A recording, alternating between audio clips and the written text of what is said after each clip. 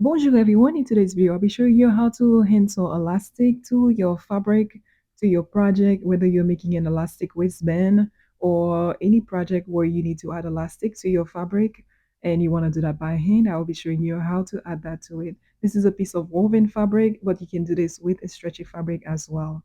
So to get started, I have my piece of fabric that I will be showing you in this video, and I have my elastic, and I make sure I can stretch it past the fabric that I have. So next, I trace a line over my fabric just to use as a guide to keep things straight. And then I take one end of my elastic, attach it to one end of my fabric and pin it.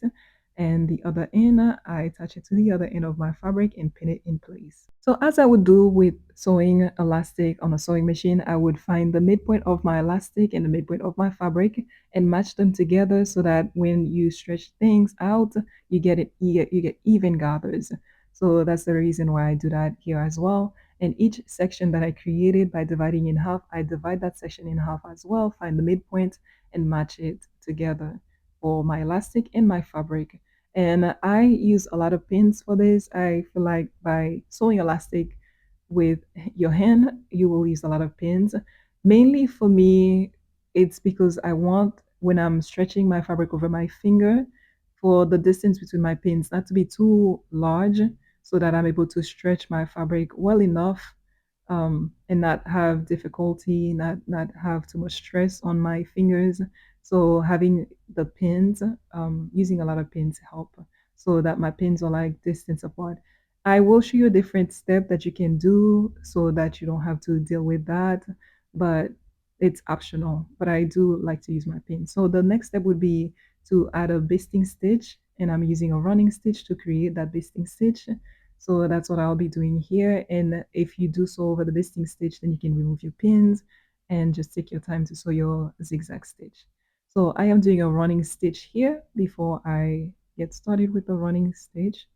I'm doing a starting stitch, and you don't need to do the starting stitch because the weave of the elastic is so tight that it holds the thread in place.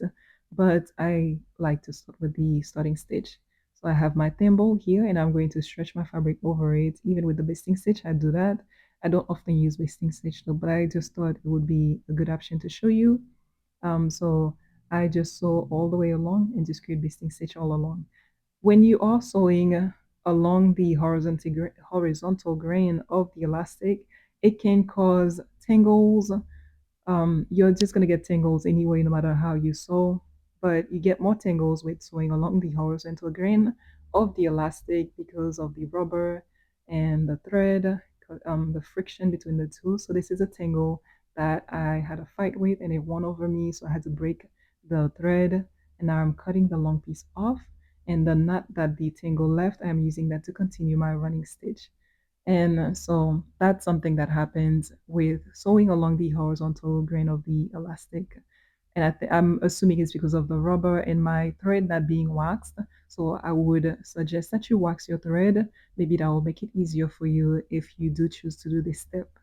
And this is an optional step, like I mentioned before.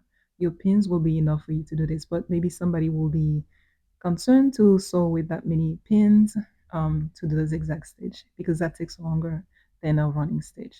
So I'm removing my pins, and then this is what it's looking like at the front and at the back. That's what things are looking like. So this is in between. That's why you wouldn't use a running stitch to do elastic stitch or to sew on elastic with. So I have my needle, and it is a strong needle. You do need a strong needle because you're sewing through elastic. And so I am starting with my starting stitch here, and that is my zigzag stitch that I'm doing here.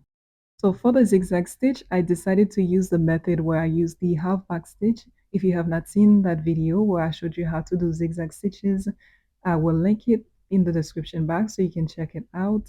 But I am using the half back stitch method. That's what I'm doing here. It's pretty easy, it is simple, it is fast. I chose that to do this video because you are already adding stress with having to stretch the fabric and elastic or fabric to elastic. So I just figured the easier, the better. So this should go on pretty fast. Once you learn how to do the zigzag stitch, you are just going to do the same thing over and over again.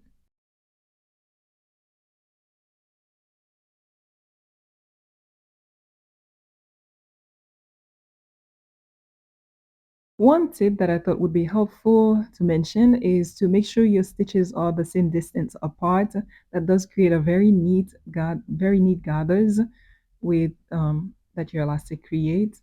If your stitches are the same distance apart, it creates very neat gathers. But because it's gathers, it's pretty forgiving even if you don't do that. If you make a mistake, if you make any mistake, it's pretty forgiving. Another tip is to make sure that line that you drew to help guide you to keep a straight line at the beginning, or your basting stitch if you are using that. It's important to make sure that it is in the middle of your stitches. That helps you keep everything straight, and that helps with the back looking neat and straight as well. But of course, that's something you would make sure to do even when you are doing your basting stitch or when you're pinning your fabric, to make sure that your elastic, when you are filling it in the back, it is in between. Your line is in the middle, so that when you sew, everything is straight, it is a line. And I did not do so here in this video.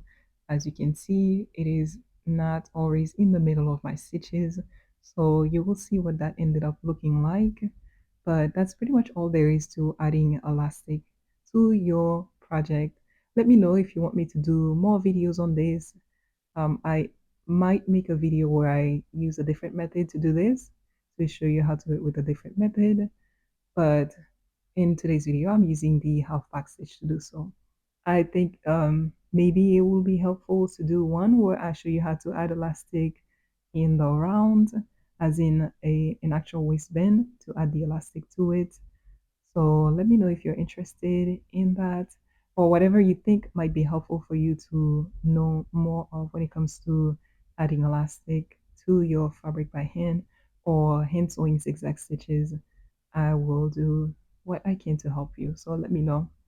And so, yeah, this is all there is to it. I'll let you watch till the end.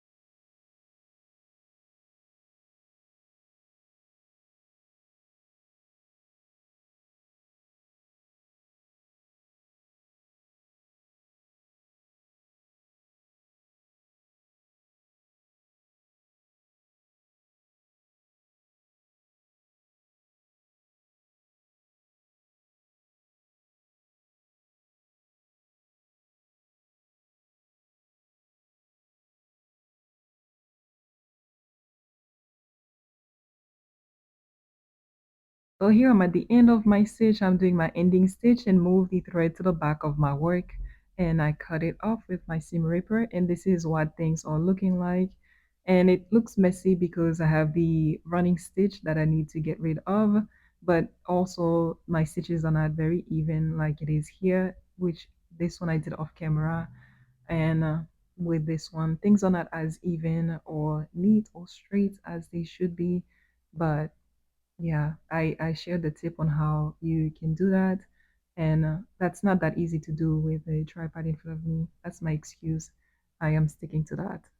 So this is my work. This is the back of it.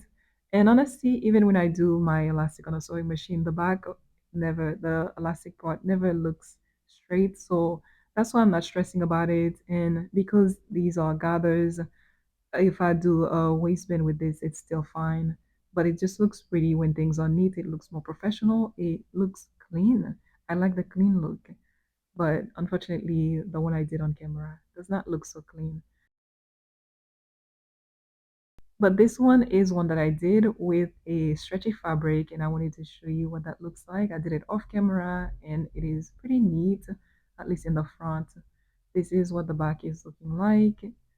It's my bags are always interesting to look at, but I just wanted to show you that you can do this with a stretchy fabric as well. But this is it for adding elastic to your fabric. That's all for this video. Thank you so much for watching. Like, comment, subscribe. Let me know what you would like to see more of, and I will see you next time. Thank you for watching. Bye.